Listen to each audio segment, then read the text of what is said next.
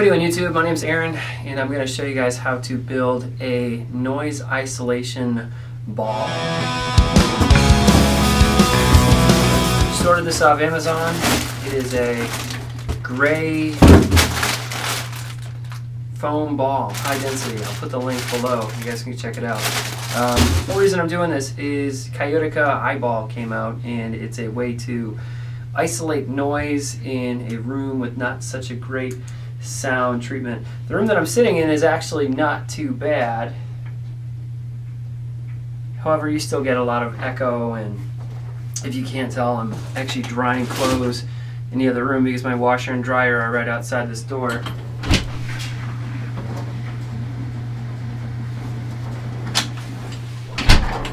So it can get a bit noisy when you try to do at-home stuff. So things like voiceovers or at-home studio musicians or just doing a demo, whatever, this is something that I thought might be worthwhile to try out. A couple videos I did watch online, they use pretty much a box cutter and a similar type of foam ball to do this. I'm going to do that. However, I'm also going to try using something that someone put in the comments, and that's a hole saw. So we'll be trying this actually with a hole saw and a box cutter. Hole saw I got at Harbor Freight for a relatively cheap price for a set of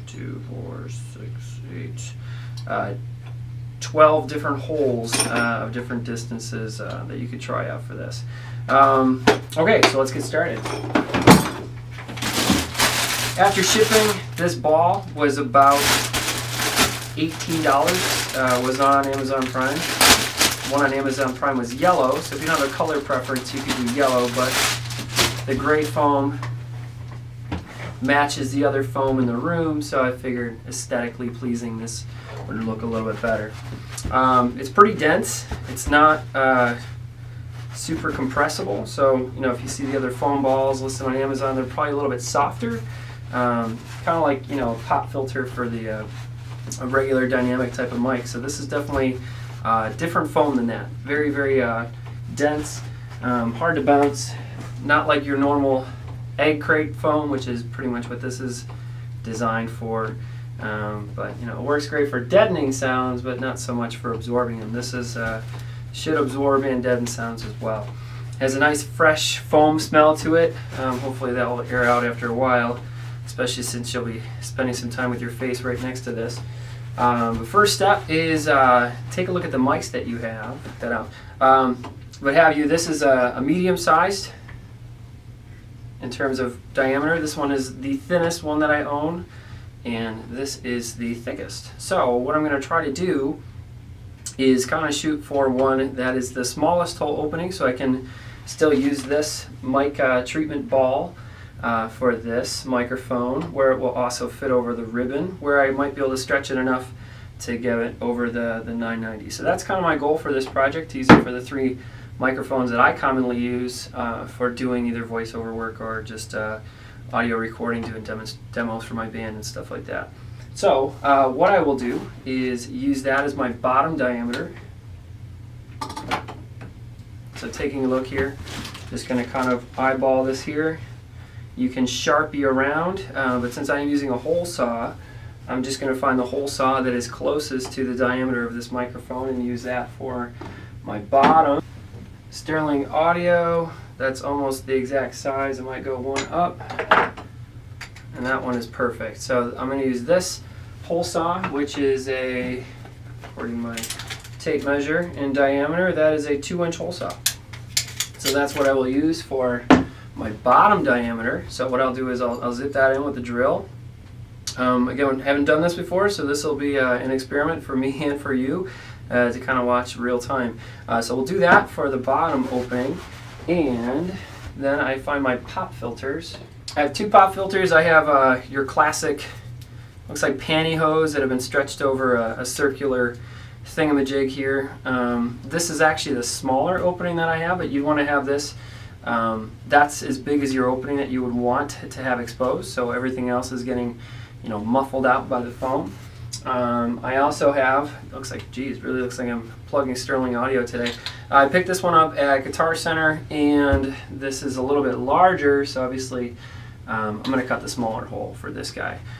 Taking a look, this might be a bit big in my hole saw size, so let's take a look here. What is it closest? So taking a look, it's a 2-inch hole saw for the bottom, and for the front, where you'll be singing into, that is a 4-inch hole saw.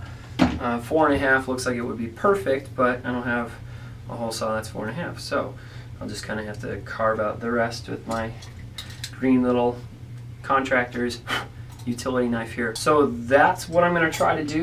I'm going to kind of accelerate this here, so you don't have to watch me carve this jack-o'-lantern here for about 20 minutes or so, as it might take me to do. So I'll just kind of accelerate the video, but I'll see you when I'm done. All right, here we go.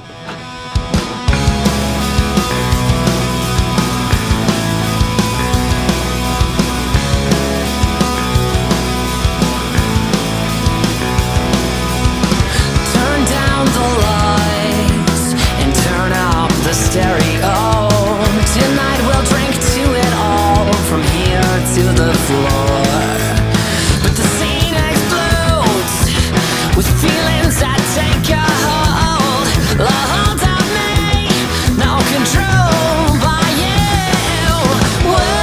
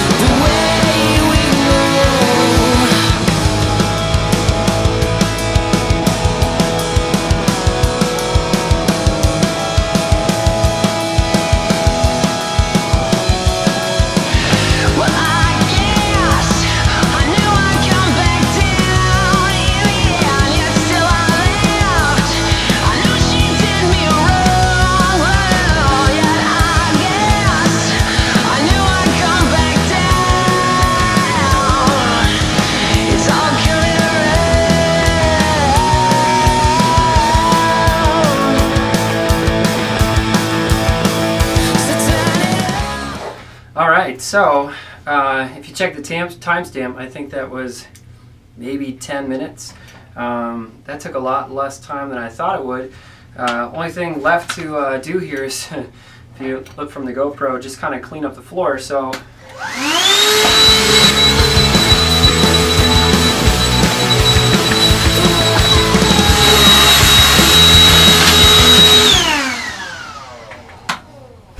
alright, so I mean that's pretty good. And hey, they even give you a bag, to put your trash in when you're carving your little foam jack-o'-lantern out here.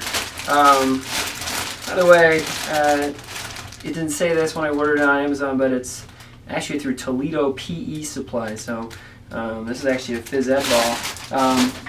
Total cost, just looking at my bill here, was $20, and that was with shipping. The description of the ball on Amazon is an 8-inch gray foam elephant ball. I ordered this on the 16th, and it got here the 23rd. So I mean, really, it was a week. Even that's with snail mail priority shipping, so it wasn't even FedEx or UPS. So that was actually not too bad at all. So total cost, you know, if you're going to do this, if you have the tools already, you're talking 20 bucks. The Chaotica eyeballs run right now online. They're on sale for $160. So I mean, cost-wise, that's pretty good. If you don't have a hole saw set, like this guy over here, I believe this was with a coupon at Harbor Freight for $10. So you look at this DIY project for a pretty decent way to isolate sound in a home recording. 160 bucks off Chaotica, probably with shipping you're looking at 180 in taxes. Or do it yourself through Amazon. Order a $20 foam gray 8-inch elephant ball and a $10 hole saw set, which you can use for all sorts of other stuff, which is actually why I had this in the first place. And you're looking at a pretty sweet little deal. So let's test it out. So taking a look. We'll start with this guy.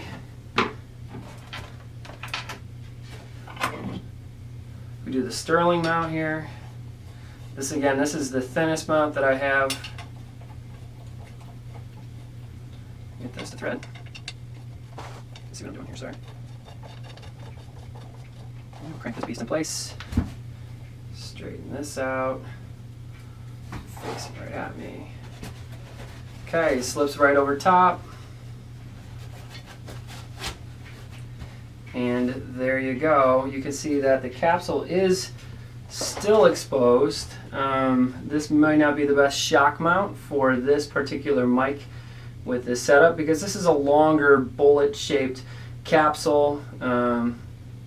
So with that said, you know, it's a bit different than the other mics I have to use. So in this case, I might actually just use the same shock mount for all the mics. Let's test that out. So here we go. This is just your standard shock mount where you squeeze it, you put your mic in the center. So this is my ribbon mic that I modified. Squeeze this, throw this in here. What's good is I can move this up a bit if I need to. Drop this over, you can shimmy this all the way up, and there you go. Almost the entire ribbon is fully exposed, so if I were to do anything, I might round out the inside of this a little bit more to kind of get that mic up in there a little bit more. But I'm pretty impressed with how this is working. Alright, so this is the challenge. This is the one that is the widest mouth for the microphone. I'm actually going to go backwards here. I'm going to jam this in first. And this one actually fits the best. To be honest with you, I have a hard floor in this studio space, so I don't often use a shock mount with this microphone anyways, because unless I'm literally standing on the mic stand, I'm not going to be bumping it whatsoever. There we go, there's my mount. So if I mount this, probably work better if I did it this way.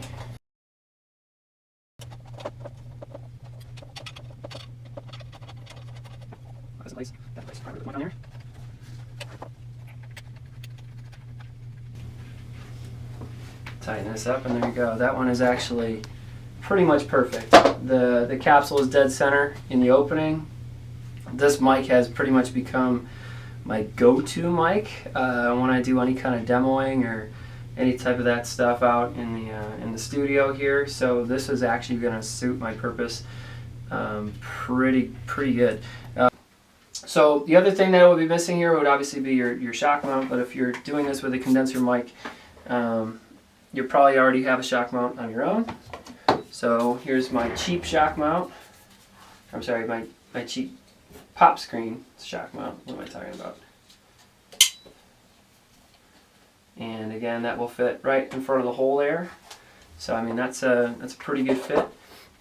I will probably use my Sterling wind deflector. And again, this one clamps a little bit lower. I'm taller, so I'll shimmy this guy up anyways. But taking a look, that fits perfect right in front.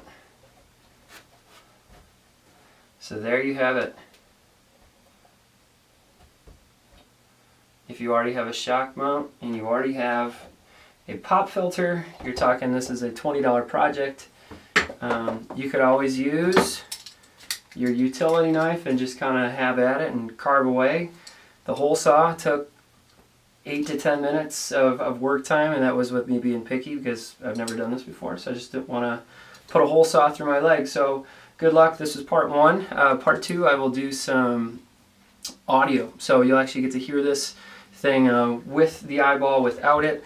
I'll also try some other common home remedies for bad room treatments in terms of like wrapping this type of foam around the back and just kind of seeing what the difference is. Thank you for checking this out.